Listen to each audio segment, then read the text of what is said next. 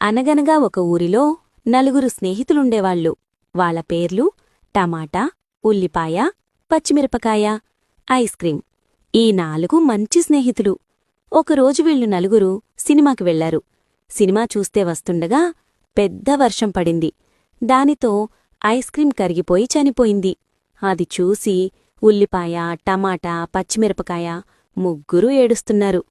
కాసేపు తర్వాత మళ్లీ నడుచుకుంటూ వెళ్తున్నారు.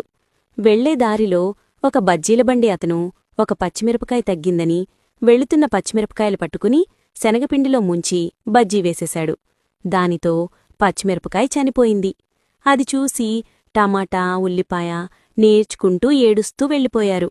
దారి మధ్యలో రోడ్డు దాటుతుండగా ఒక లారీ టమాటాపైనుంచి వెళ్ళిపోయింది. దానితో టమాటా పచక్మని చనిపోయింది. అది చూసి ఉల్లిపాయ ఏడుస్తూ ఏడుస్తూ వెళుతోంది. ఉల్లిపాయ శివుడికి తపస్సు చేసింది.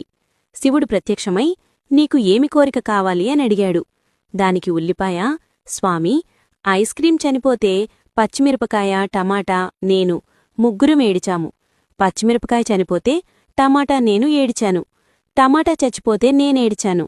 మరి నేను చనిపోతే ఎవరేడుస్తారు అని శివుణ్ణడిగింది.